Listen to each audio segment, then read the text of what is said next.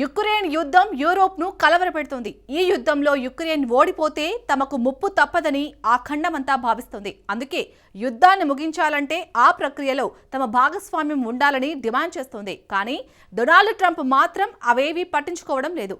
ఇటీవల శాంతి ప్రణాళికను ట్రంప్ స్వయంగా రూపొందించాడు. యుక్రెయిన్కు, రష్యాకు తమ దౌత్యవేత్తలను పంపేశాడు. దీంతో యూరోప్ తీవ్ర ఆందోళనకు గురవుతుంది. ఇప్పుడు రష్యా అధ్యక్షుడు పుతిన్ కంటే ట్రంపే ప్రమాదకరి అంటూ యూరప్ నమ్ముతుంది. ట్రంప్ తమకు శత్రువుగానే యూరోపియన్లు భావిస్తున్నారు. అసలు ట్రంప్ చర్యలు ఎందుకు యూరోప్ని టెన్షన్ పెడుతున్నాయి? నాటో కూటమిని ట్రంప్ బలహీనపరుస్తున్నాడా? సొంత రక్షణను యూరోప్ ఎందుకు గాలి కదిలేసింది? Let's watch.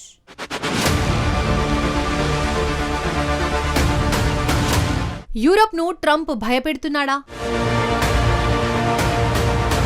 మాస్కోకే ట్రంప్ అనుకూలంగా ఉన్నాడా? ట్రంప్ను ఎందుకు యూరప్ వ్యతిరేకిస్తోంది? యూరప్ అంటే చారిత్రక కట్టడాలు, అందమైన బీచ్లు, సుందరమైన ప్రదేశాలకు నెలవు. శతాబ్దాలుగా ఒకప్పుడు ప్రపంచానికే యూరప్ దిక్సూచిగా ఉండేది. ఈ ఖండాన్ని ఒక్కసారైనా సందర్శించాలని ఎందరో పర్యాటకులు కలలు కంటారు. ఎంతో ప్రశాంతంగా ఉండే ఈ ఖండంలో ఏదో ఒక దేశంలో సెటిల్ అవ్వాలని కోరుకున్నవారు ఎందరో. ఒకప్పుడు కలల ప్రపంచంగా ఉన్న యూరప్ ఇప్పుడు బిక్కుబిక్కుమంటూ గడుపుతోంది. ఇప్పుడు అత్యంత తీవ్రమైన గందరగోళంలో ఉన్న ఖండం ఏదైనా ఉందంటే అది యూరపే. ఎందుకంటే ఈ ఖండం సరిహద్దుల్లో 4 ఏళ్లుగా యుద్ధం కొనసాగుతోంది. ఉక్రెయిన్ యుద్ధం యూరప్ను తీవ్ర భయాందోళనలోకి నెట్టేసింది. యుద్ధంలో ఉక్రెయిన్ ఓడిపోతే ఆ తర్వాత బాధితులుగా మారేది తామేనని యూరప్ దేశాలు టెన్షన్ పడుతున్నాయి. ఈ యుద్ధం ఎప్పుడు ఎలాంటి మలుపు తీసుకుంటుందోనని యూరప్ దేశాలు ఉక్కిరిబిక్కిరవుతున్నాయి. ఏ క్షణంలో ఎలాంటి బాంబును పుతిన్ పేలుస్తాడోనని ఊపిరి బిగబట్టి చూస్తున్నాయి. యుద్ధాన్ని ఆపేందుకు రూపొందించిన శాంతి ప్రణాళిక యూరప్ను ఇబ్బంది పెడుతోంది. అదే సమయంలో అమెరికాలో తమకు ఏమాత్రం నమ్మకం లేని ట్రంప్ అధ్యక్షుడిగా ఉన్నాడు. యూరప్ ఆందోళనపై తాజాగా ఓ సర్వే బయటకు వచ్చింది. ఈ సర్వే ప్రకారం డొనాల్డ్ ట్రంప్ను శత్రువుగా యూరోపియన్ కంట్రీస్ భావిస్తున్నాయట. ట్రంప్ను ఎందుకు యూరప్ దేశాలు శత్రువుగా భావిస్తున్నాయి?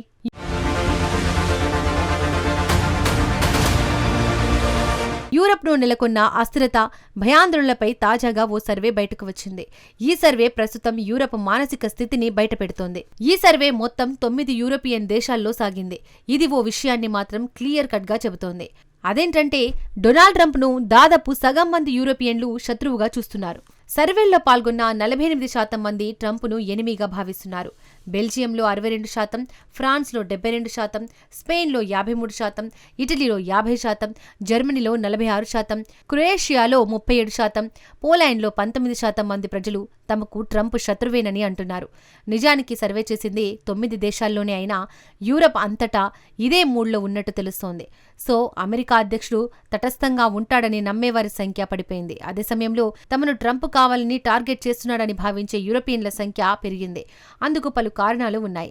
యూరప్ అంతటా తీవ్ర అభద్రతా భావం పెరిగింది. ఉక్రెయిన్ యుద్ధంతో ఈ ఖండం పరిస్థితినే మార్చేసింది. మాస్కో నుంచి ముప్పు నిరంతరం ఉంటుందని ఆయా దేశాల నాయకులు వార్నింగ్స్ ఇస్తున్నారు.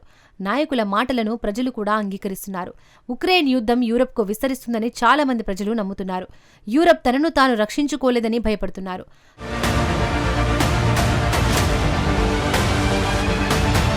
చాలా మంది ఆ ఖండం ప్రజలు రక్షణ కోసం యూరోపియన్ యూనియన్ EU వైపు చూస్తున్నారు. అంటే భద్రత విషయంలో EUనే పెద్దన్న పాత్ర పోషించాలని ప్రజలు కోరుకుంటున్నారు.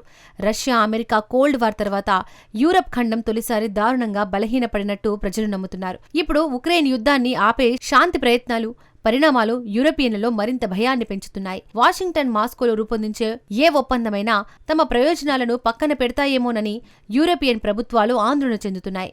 తమ ప్రతినిధులతో సంబంధం లేకుండా డొనాల్డ్ ట్రంప్ దూతలు ఉక్రెయిన్ అధికారులను కలవడం యూరప్కు బీపీ పెంచుతోంది. అదే సమయంలో మాస్కోలో పుతిన్ను కూడా ట్రంప్ టీం కలవడంతో పుండు మీద కారం చల్లినట్టు యూరప్కు మరింత నొప్పి మొదలయ్యింది. దీంతో పరిస్థితులు తమ చేయి దాటిపోతున్నాయని యూరోపియన్లు టెన్షన్ పడుతున్నాయి. ఉక్రెయిన్లో మరింత భూభాగాన్ని రష్యా ఆక్రమిస్తోంది. ఆ భూభాగాలను తమకు ఇవ్వాల్సిందేనని పుతిన్ పట్టుబడుతున్నాడు. పుతిన్ అడుగులకు ట్రంప్ మడుగులు ఒత్తడంతో యూరోపియన్లు ఆందోళనకు గురవుతున్నారు.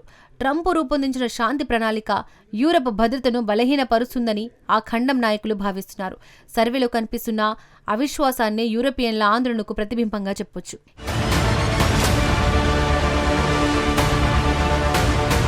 ఇక్కడ అత్యంత కీలకమైన ఒక అంశం ఉంది. స్వదేశంలో ట్రంప్ తీవ్రమైన ఒత్తిడిని ఎదుర్కొంటున్నాడు. అదే సమయంలో యూరోపియన్లు కూడా ట్రంప్ను శత్రువుగా భావిస్తున్నారు. యూరోపియన్లు ఇన్నాళ్లు తమను అమెరికా రక్షిస్తుందని నమ్మారు. అందుకు కారణం నాటో కూటమి.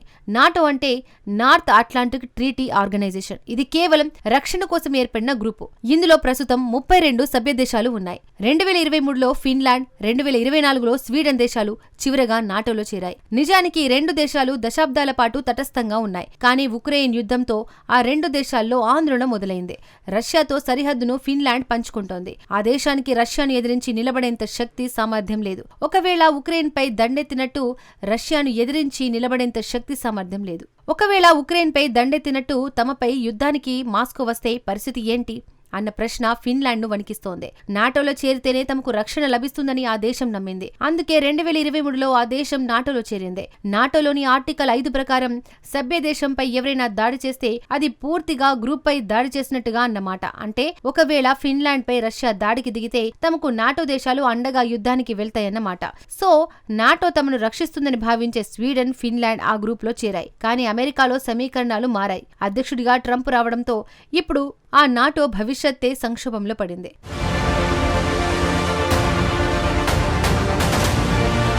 నాటో నియమాల ప్రకారం ప్రతి సభ్యదేశం జీడీపీలో 2% బడ్జెట్ను రక్షణకు కేటాయించాలి. ఇన్నాళ్లు చాలా నాటో దేశాలు 2% బడ్జెట్ను కేటాయించేవి కావు. అయితే అమెరికాలో ట్రంప్ అధికారంలోకి వచ్చిన తర్వాత రక్షణ బడ్జెట్ను పెంచాల్సిందేనని డిమాండ్ చేశారు. నాటో కూటమిలో ఉండి రక్షణ బడ్జెట్కు నిధులు ఇవ్వకపోతే తానే స్వయంగా రష్యాతో దాడి చేయిస్తానంటూ ట్రంప్ తీవ్రమైన వ్యాఖ్యలు చేశాడు. నిజానికి యూరప్ సొంత రక్షణను ఏనాడో విస్మరించింది. ట్రంప్ అన్నంత పని చేస్తాడని చాలా నాటో దేశాలు భయపడ్డాయి. గత్యంతరం లేక బడ్జెట్ను పెంచేశాయి. అయినా కానీ రష్యా నుంచి ఎదుర్కొంటున్న ముప్పు భయం మాత్రం యూరప్ను వీడడం లేదు.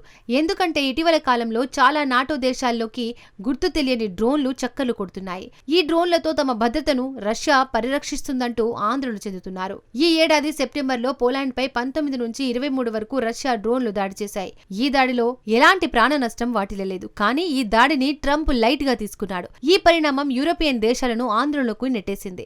ఆ తర్వాత కూడా బెలారస్ సరిహద్దుల్లో పెద్ద ఎత్తున రష్యా ఆయుధాలను మోహరించింది. ట్రంప్ మాత్రం రష్యాతో చర్చలంటూ మీనమేషాలు లెక్కిస్తున్నాడు. ఇది యూరప్ ను భయపెడుతోంది. రష్యా అధ్యక్షుడు పుతిన్ కంటే ట్రంప్ నుంచే ఎక్కువగా ప్రమాదం పొంచి ఉందని యూరప్ భావిస్తోంది. ఉక్రెయిన్కు సంబంధించి ట్రంప్ తీసుకునే ప్రతి నిర్ణయం యూరప్ను కలవరపెడుతోంది. అందుకే యూరోపియన్లు ట్రంప్ను శత్రువుగా చూస్తున్నారు.